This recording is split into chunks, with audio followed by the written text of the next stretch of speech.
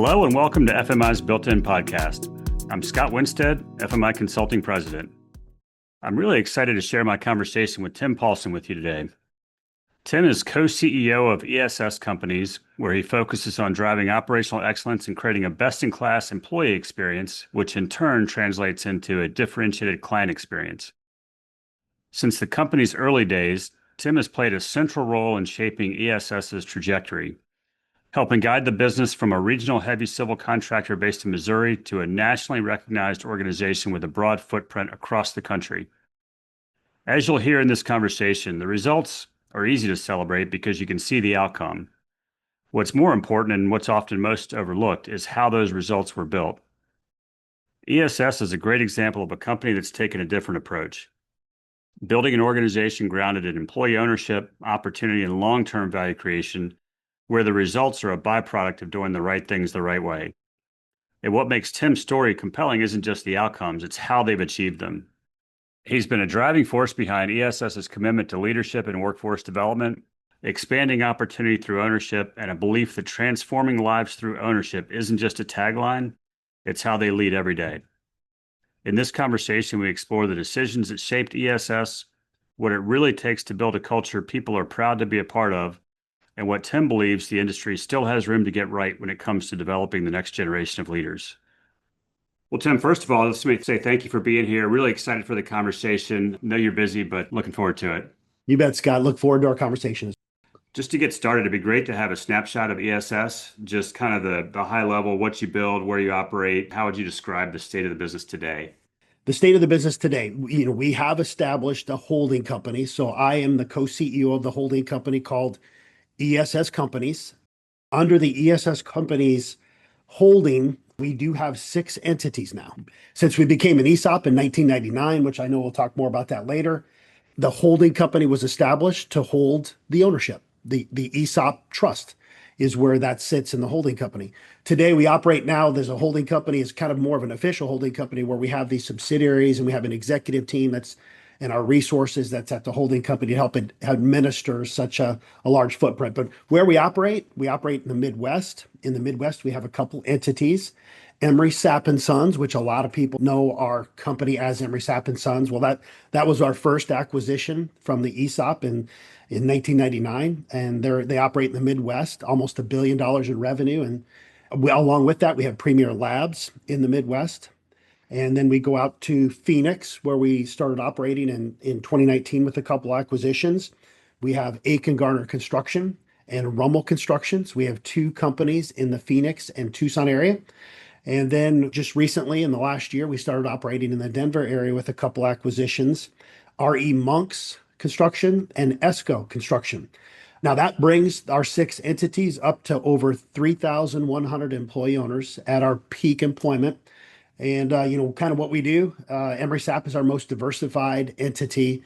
We do everything from asphalt and concrete paving, structural concrete work, bridge, culverts, any sort of wet utility, stormwater, sanitary, and then all sorts of grading. And then all of our other entities in the other markets do similar types of lines of business. So many different ways to take the conversation from that, Tim. Really appreciate the context and the background. Before we get into some of the main topics, you did a great job characterizing the current state. How would you have described the state of the business prior to becoming an ESOP and this journey that you've been on to get to this point of having 6 entities rolled into the holding company and everything else? There's a favorite saying I've heard, and I really adhere to this, is great companies make great ESOPs. So for us, and I think Brian Moore might have given me, one of your workmates might have given me that phrase, because, and we were a great company already before 1999. We were a lot smaller. We billed, I think the year before we became an ESOP, $27 million a year. Wow. In 1999. But even with, and this is just an encouragement to all operators out there, all businesses of all size, when you're a great operator at 10 million and 5 million and 20 million and 100 million, that means you have great operational people, skills, talent, great processes in place. You have a great product, right? Whether you're quarried aggregates, ready mix, or you just construction services. But those 3 Ps as I always say, like, equal great profits. And we already had that mindset of operational excellence and that accountability towards one another. That was birthed in our DNA. And then, the ESOP, as I like to say, in 1999, it probably unleashed a level of entrepreneurship in a lot of our younger managers. When there's a sense of ownership, years can change. It does take time. As I always like to say about owners, you'll do more as an owner than you'll ever expect you do. And I'll probably touch on that later. But that ownership mentality just really started taking hold, and growth is just kind of a natural outlay of people who have a stake in it. Yeah, it's interesting. We talk a lot about growth as an outcome. It's not a strategy. I think a lot of times the two get conflated. Firms will want to kind of put together a growth strategy. It's like that to what end? That's the result of doing some of the right things the right way the first time. But one of the places I'd love to go to first is the way you describe the business and the from to, and what I would call the genuine diversification across geographic markets, across sectors, services, and capabilities. It'd be great to kind of, as you look back, if you could point to what are the two or three decisions or key things that really bent the arc of the firm through that journey. Yeah, diversification. I kind of have a 3D philosophy. 3Ds of diversification is what I call it. And I talk to the shareholders about this. That's part of our journey. I mean, there's so many points of inflection as you're asking, but when we either organically grow and we bolt on a line of business in a marketplace, or we bolt on an acquisition in a marketplace, we're looking for new lines of business.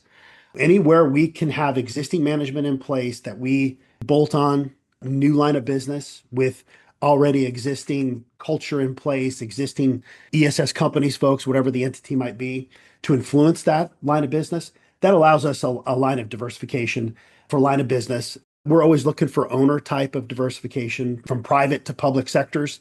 They tend to be counter-cyclical. That's for us in the construction industry. It's been 5 years of all the same. Everything's hot. And then the last diversification is geographic. If there's bad weather, wet weather in the Midwest, well, how's the Southwest doing? How's Denver doing? Or wherever we may be operating. We're licensed to do business in 32 states. We'll probably have boots on the ground in over 20 of those on an annualized basis. So that diversification where our projects are built just gives us a lot more balance.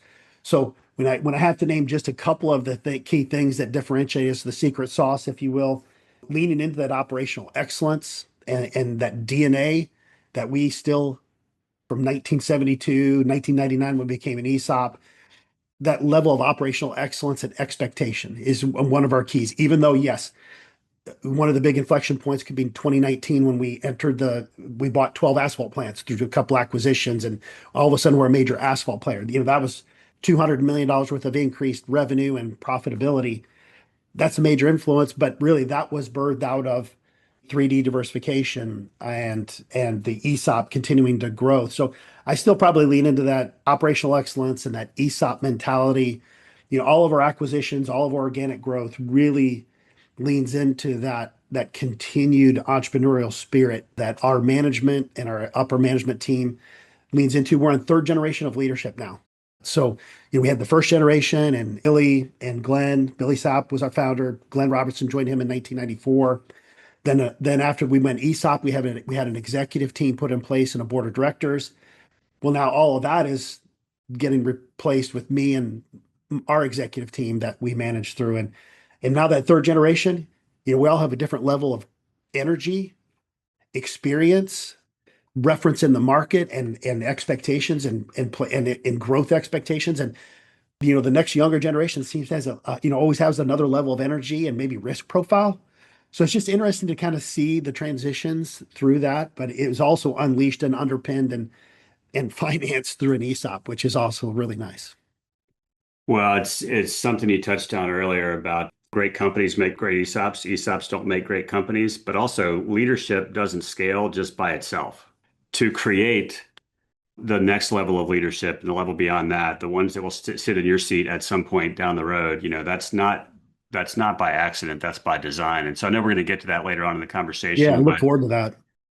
one thing is you talk about the growth before we kind of shift into culture. always think of things like every yes is a no to something else. And so as you're evaluating growth options, do we acquire this entity or do we move into this geography? It's opportunity cost, right? So Yeah. you're running all those decisions through filters to kind of choose go or no go. So I'm curious, Tim, as you all as a leadership team sit down to evaluate different opportunities, what are the filters? What are the couple of things that you really put everything through where it's got to really kind of make a lot of sense? Well, really, really good question.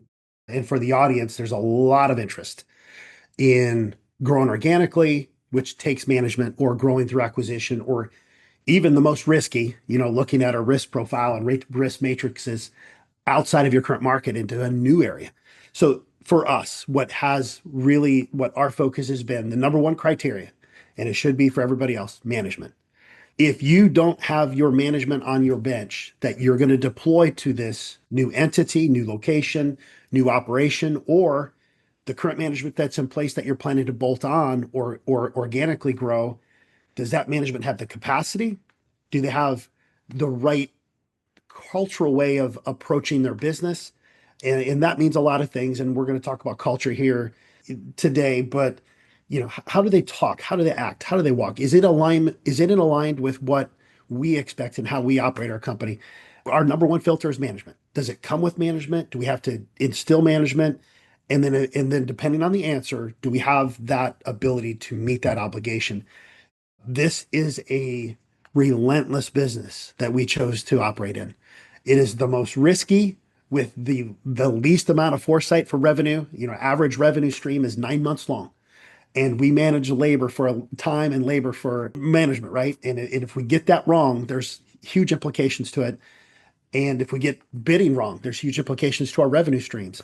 So there's a lot of risk. So to manage that really, really well is all about investing and making sure we have that management filter correct. And so number one filter is for us is management. The second one probably list is we're looking for businesses that if they're managed well, and then there's probably going to be a really, really good net margin business. We're looking for best of class businesses, especially if it's in a new market territory.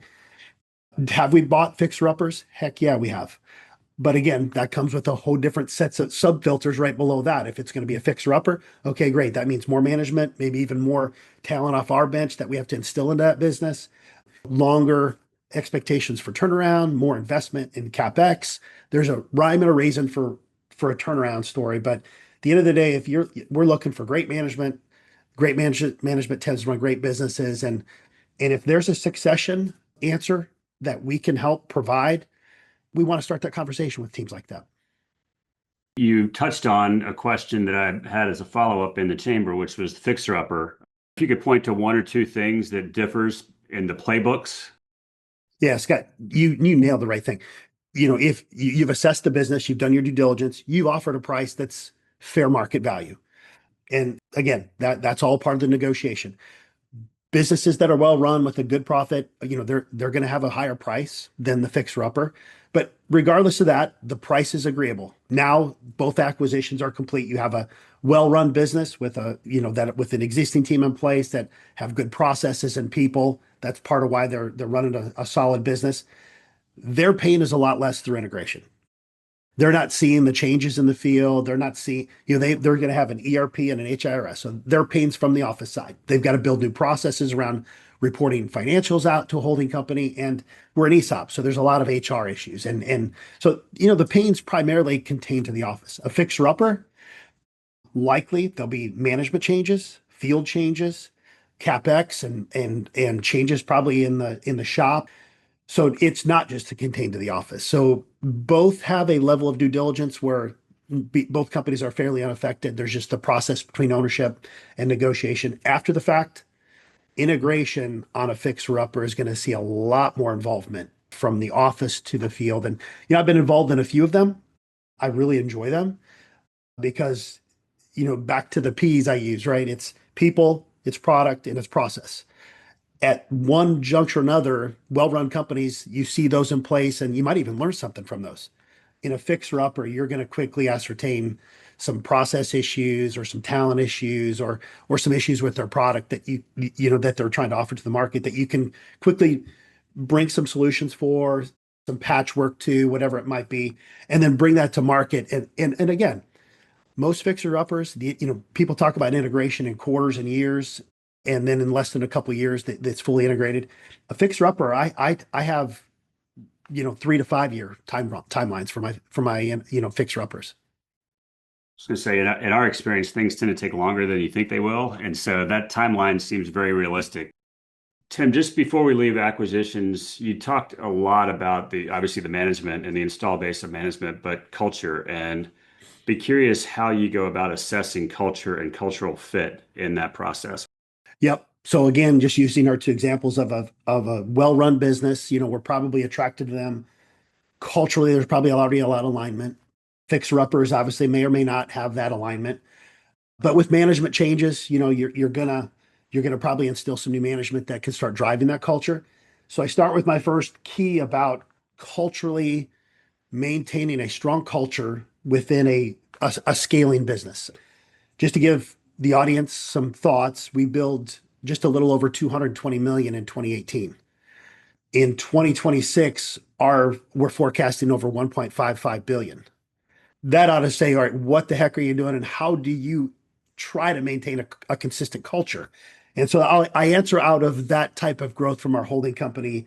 One, culture's not static. Culture is just a reflection of each location you go to. My simple definition of culture for the audience is this: when you walk into an office, how do they talk? How do they treat each other? How do they walk, act? How do they treat clients? That's the culture. I mean, by simple definition, you just interacting on a few hours of just walking around the office, you're already going to get a pretty good taste of the culture, or walking around on a project. For us, how we try to maintain that, we do a lot of training with our leadership. Every organization is a reflection of their leadership.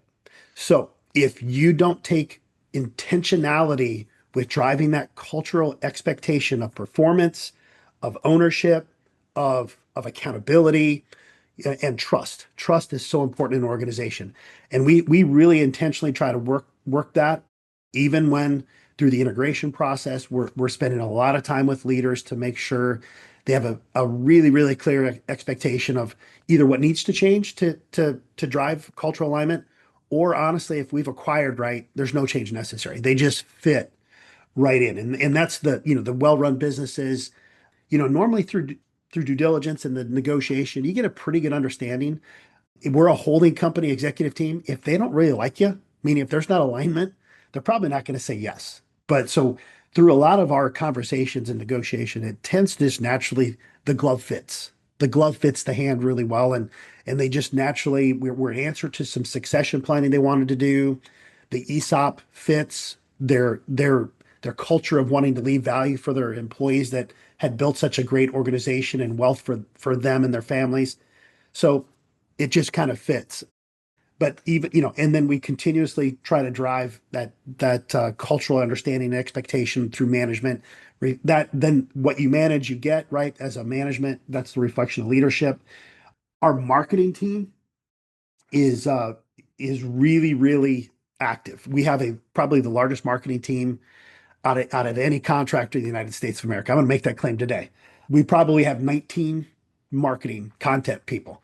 Of that marketing budget, 70% of the marketing budget is spent for internal comms, relations, meaning employee relations and engagement.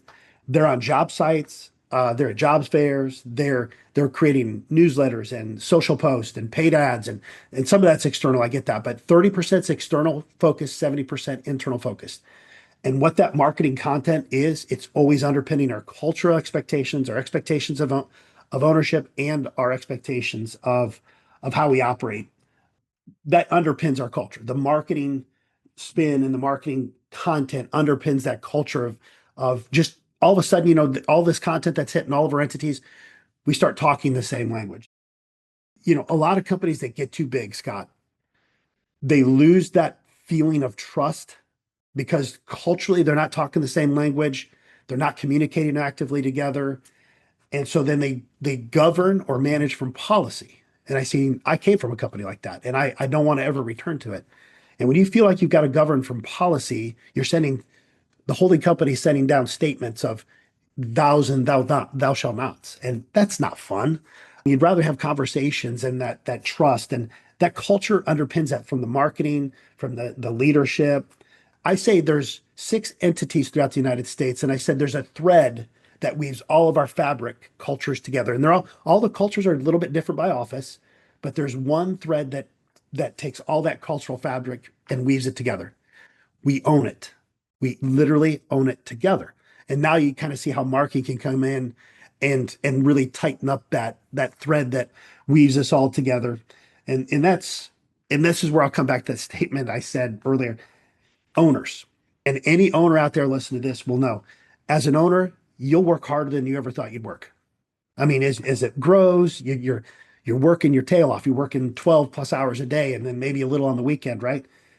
And also, you'll sacrifice more than you ever thought you'd sacrifice. As the value gets more valuable, as an owner's equity grows, and no different than an ESOP owner, any one of our employees that you could talk to today, their level of sacrifice grows. And they'll sacrifice a lot more than they ever thought they would day one, signing on the line to come work for one of our entities of the ESS company. So that accountability ends up driving shared culture too. That's again, that's part of that thread in the fabric. Well, you talk a lot about intentionality, and I'm reminded we had the CEO of Fortis on the Yeah. podcast a few episodes ago, Rob Fallow, who talked a lot about cultural drift and how to avoid it. A lot of what he said is reflective of what you just said in terms of, how to be intentional, what it looks like. What are the cues you listen to in conversations with team members? Mhm. And when you start to have conversations, to your point about edicts and leadership by fiat or thou shouts, it's a quick trigger to like change the conversation. Yeah. Well said, How do you, Scott. yeah. And you talked about marketing and marketing spend, which I think is really interesting.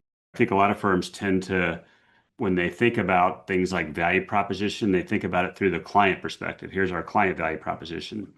It sounds like you spend the majority of the resources on employee value proposition around culture and we're a great place to work. And we're not just going to tell you, we're going to show you and all of Yep. the things that we do to communicate, keep people engaged. And it's really fascinating.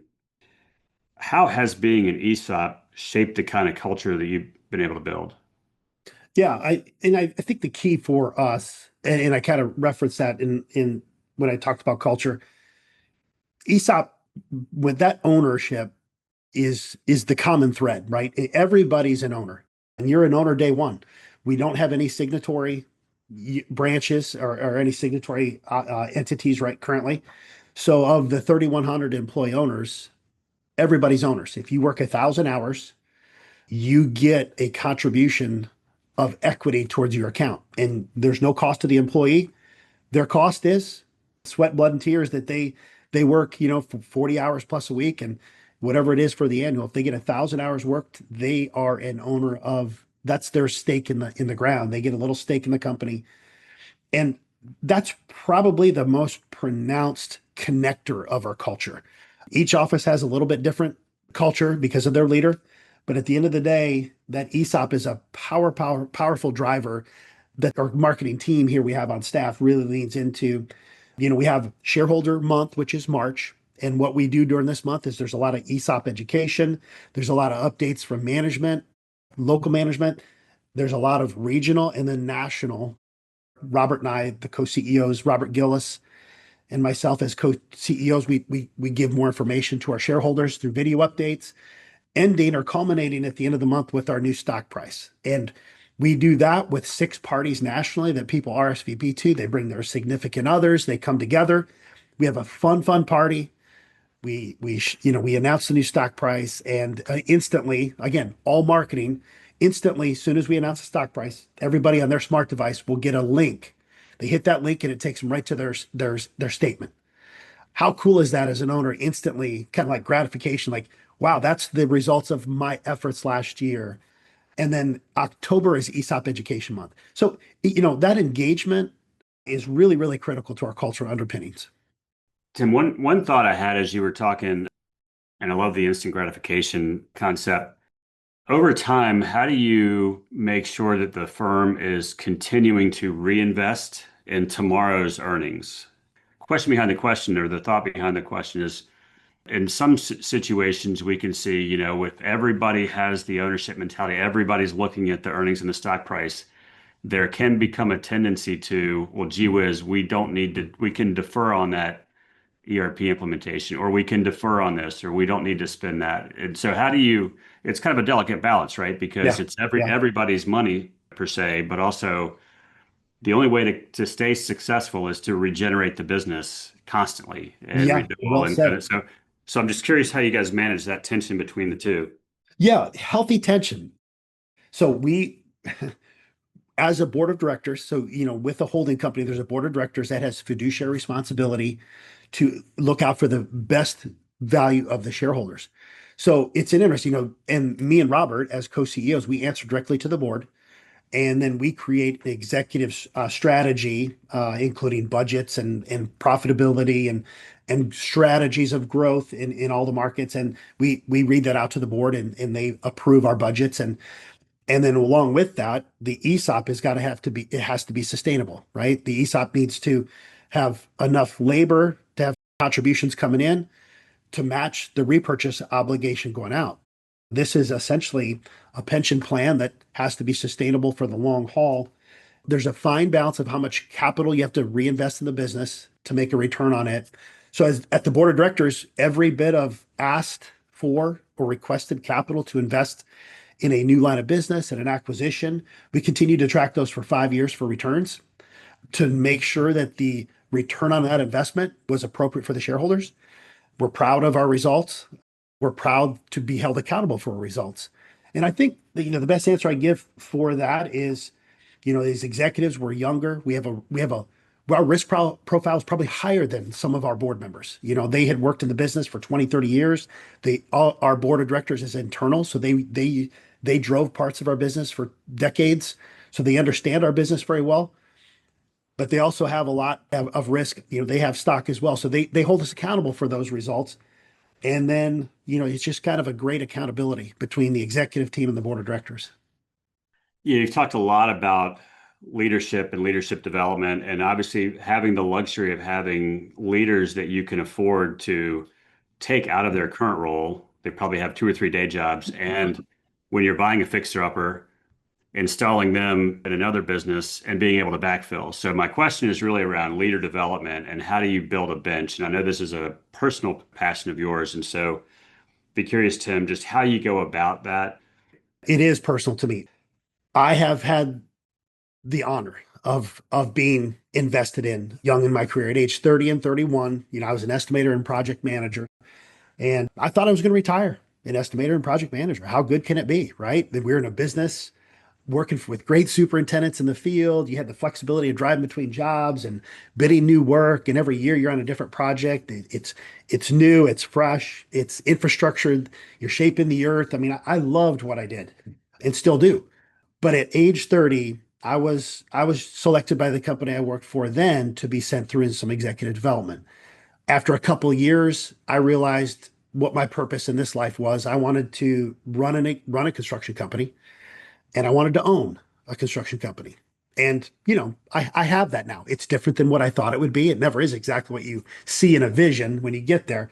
So, that being said, it's always been personal to me. I feel like my purpose and passion was unleashed through education.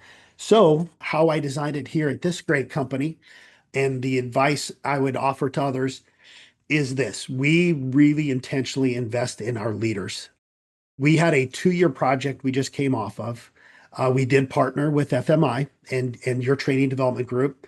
They are fantastic. So, but the thing I did differently, FMI has a great course of work that for smaller companies, you can send your 1 star or two off to get some continuing education.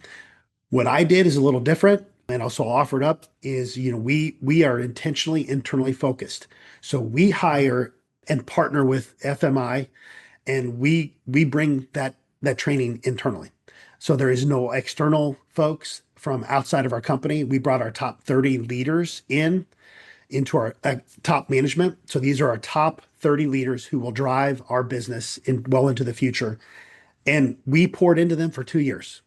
Leadership, leadership capacity training to grow their capacity as managers, leaders in all facets of managing people. And then, the interesting part, Scott, that I probably underestimated the value of. Well, when 30 leaders, top leaders from a company to get together over 2 years, relationships grow, vulnerability is exposed, walls come down. And when those factors are in the room, trust, it exponentially grows. I feel like our holding company, our entities have never been at a stronger level.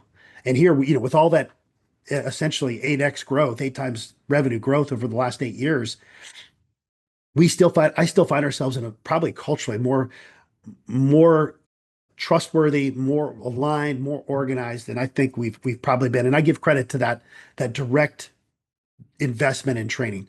So that's our top 30 leaders. The next 60 below that, there's another level of training. It's more of a business simulation. Again, I partnered with FMI to bring that in-house. We had a lot of fun. I really, really recommend that to anybody who really wants to train the next generation on how to run and impact a business. I've been through this when I was age 30, and I wanted to bring some wrinkles to the simulation game that FMI did. FMI was great. They listened. They bent the curve for some of the complexities I wanted to introduce. And you think about 100 people out of 3,000, which again, you're looking normally for your top leaders and your top drivers, that 1 to 3% range. If you can intentionally invest in that group, I don't think you're going to have problems talking about succession planning. I don't think you're going to have a problem talking about operational excellence. I don't think you're going to have a problem talking about accountability or cultural issues. I think if you really do that intentionally and with the right amount of investment, you're gonna have a lot of fun as an owner. You watching these people lead beyond you. And I think the most important thing that I've taken a lot of pride in is every organization I've run, when I got out of the way, it flourished. And I don't know if that says I'm not good at what I do. I'm kidding. I know it's not. It's when you see those you've mentored and trained take it to new levels, that is what our job is. And part of that is mentorship too. We try to assign mentors. The next level of leaders are all identified in each of our entities. We talk succession planning 5 to 10 years in advance. Very, chess moves and training development and the spend that intentionally, that level of focus in every strategic plan annually really, really, really, really will pay dividends. Well, Tim, first of all, just let me say thank you so much for saying what you said. Certainly not anticipated, but it always is a pleasure to get the privilege to, work with you and your teams. And, there's a phrase I like to say a lot of times, energy attracts like energy. It's a lot of fun engaging with people that are this excited and passionate about the same things that we certainly are. You talked a lot about just the intentionality there. I would love to maybe shift a little bit and go back as you kind of frame the data points of 220 million to 1.55 billion today. Obviously, it's not all rainbows and unicorns getting from 220 to 1.5. And so every story, every journey has some Yeah. bumps along the way. It'd be great to kind of hear your perspective on, what are the two or three that really stick with you, and what were some of the biggest lessons learned that you walk away with? Yeah, that's a funner story just to say 200 million to 1.55 billion. It was all went good. We'll see you later. All But yeah, perfect, right? No challenge. thanks for the question. Because yeah, you go back and you look back, and I'm gonna, for me, go back to 2018, 2019. Yes, it was an inflection point. We did 3 acquisitions. I started talking in May of 18 in Phoenix, Arizona, Chandler, technically, with the owners of Aiken Garner's business, Aiken Garner Construction. That was May. By July, we were having conversations with a big asphalt entity in Missouri, Chester Bross Construction, who we bought the assets from. And two going on at once is a lot for any company. And we had our plate full, we had it organized. I was involved heavily in both. And then right before Thanksgiving, Hutchins Construction out of Northwest Arkansas, Southwest Missouri had contacted us and wanted to talk, and that those conversations advanced quickly. And all of a sudden there was three. So first and foremost, grateful that Robert Gillis decided to come on staff with us because he joined right in the middle of all that as a co-CEO of mine. The board, our board was going through succession planning and had identified the next couple of leaders, him being one of them. Very, very one of the most talented guys in the industry.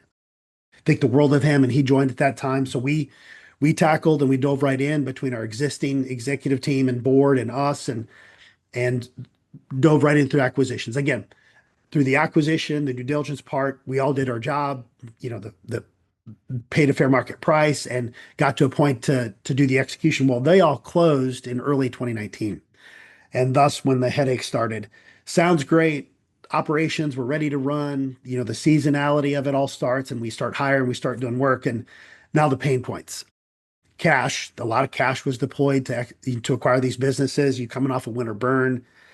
Cash was tight, tighter than it's ever been in my career. When you're waking up and worried and I'm losing sleep over cash, that's something we haven't not really experienced much of. But cash is king in a business, as even what you'll learn in the business simulation and the real world is cash is oxygen. You need it to be alive. Profits are like protein in the body. Like you grow your muscle through all these profitabilities and profits, but cash, you got to have that cash to really be a healthy organization. And it got tight. And we never had a problem, but boy, we could see them. The other part is when you double the size of the company in 1 year, operations, you build projects, you already staffed appropriately field, there's superintendents, there's pickup trucks, there's equipment, and you bought all that stuff to do what you already did in the backlog. What you didn't think through exactly is administratively, you've got payroll, you've got payables. And if you didn't appropriately account for that, you've got a lot of overwhelmed people working weekends trying to keep up. And so we scaled the business so quickly. We honestly outkicked some of our administrative coverage. Not that it wasn't talent. We had a lot of great talented administrative folks. We just overwhelmed them. And it took us a while to really, really invest in that. I would like to say we maybe haven't even caught up yet. We continue to make investments in IT and security and AI, a whole nother subject, and how that can help us. And along with the HR and the payroll and the accounting and the job cost functions, it was eye-opening to see, as an operations guy, I built projects all my life. And I've never really, I've been a part of running the administrative sides of the business, but not like our CFO and chief counsel have, and when they get overwhelmed and you start getting involved in helping them, you really see that we didn't account appropriately for that. There's a lot of administrative functions behind the scenes that, let me just tell you, all construction guys out there, you ought to be thankful for and thank your administrative folks for all they do. I know they're not in the field, they're not sucking dust and in their mud and the cold like a lot of our operations guys are, but they make sure payroll and benefits and our bills get paid, and they do a very, very important function. And we test them, and it bent hard. It didn't break, thankfully, but it bent really hard, both the balance sheet and our administrative folks. Those were probably the two biggest lessons learned, pain points. Well, to your point, I mean, those are the folks that they take care of the things that you don't think about until you miss them, until they go. Well, and Scott, you're talking about, three companies came in with three different PTOs and policies and different pay rates and prevailing scale wages in various areas. You just don't appreciate how painful that is until you walk over to, your three payroll clerks and they're working Saturday morning just to try to keep up, not catch up, keep up. And so it was eye-opening for us to think through. It's fun to grow, it's fun to do an acquisition, and the field part tends to be unaffected. They have the whole structure in place, but there's always a cost to the other side that we've now come to respect, that it takes time. You just can't do them one after another, and you just really need some time to absorb them administratively too. So we had one of our outside board members, one of the things he always talked about, you have to design the organization that you're going to be in 5 to 10 years, not the one that you are today. So if you're implementing a payroll system or an ERP or pick a topic, or you're thinking about your org design, you need the leaders and the infrastructure that you're going to have, not you, because you'll outgrow it very, very quickly. And I equate it to, you see these top 10 cities where everybody's moving to, and then you look at, it's all fun to show up on those lists. And then you look at the infrastructure and the schools and the roads and it's great that there's all this influx, but at the same time, it can be overwhelming if you're not preemptive and proactive, which is really, again, easy to say, hard to do Yep. in Great equivalent. practicality. No, great equivalent there. Well, Tim, I can't thank you enough for your time. I do have one final question, and it's one I typically like to ask around just causing you to reflect. I know you still have a ways to go in your career, but I think it's all I you do. talked a lot about when you were 30 and even prior in the business. But if you could go back and give yourself, your younger self, one piece of advice, what would that be? Yeah, I'll say two pieces of advice. It's one I give to a lot of young leaders in our industry right now. Be willing to stay because all of us as in this business are going to find a 1 to 5 year part of our careers that are very, very uncomfortable, very, very unpleasant. Maybe it's a bad project that you've been assigned. Maybe it's a tough market. Maybe it's a recession we're trying to manage through. Whatever it is, mine was a very, very difficult time with a direct report in a time that we were really struggling in operations in a business. And really, I had the ability and the relationships to easily take another job and really enjoy my career more. But if I would not have stayed during that 3 to 5 year period, it was just a hair over 4 years. What happened in 2018 and 19 with us entering the asphalt business at Emery Sapp and Sons, it that wouldn't have happened. And I've, it's easier to get back in life and contemplate inflection points and why we did what we did. But I felt like I had to be there.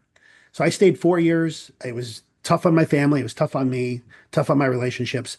But the experience I garnered during that time of discomfort and challenge in my career helped take this company to a new level. And for any younger professional out there, if you find yourself in that spot, maybe there's a reason that you will leverage during that time in the future. And to help you leverage it better, be the sponge in the most challenging of times. Learn the most you can. We learn most and we remember most from the most impactful negative times in our lives than we ever do from the wins and the celebrations we have. So just be that sponge in your most challenging times. Be willing to stay through it, learn the most from it.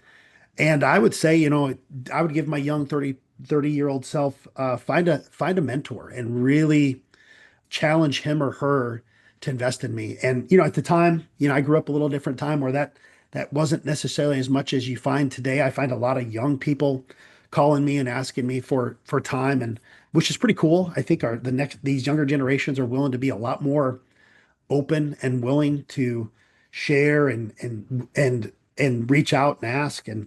There were some really, really impressive people in my orbits, back when I was a younger 30 years old. And I wish I would have been more intentional about asking them for time. I got time with them and I learned some from them, but I could have always learned more. So I would have given the advice about mentorship.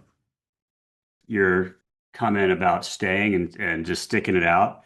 Compounding is funny. It works the same in life and in careers as it does in financial, interest compounding, right?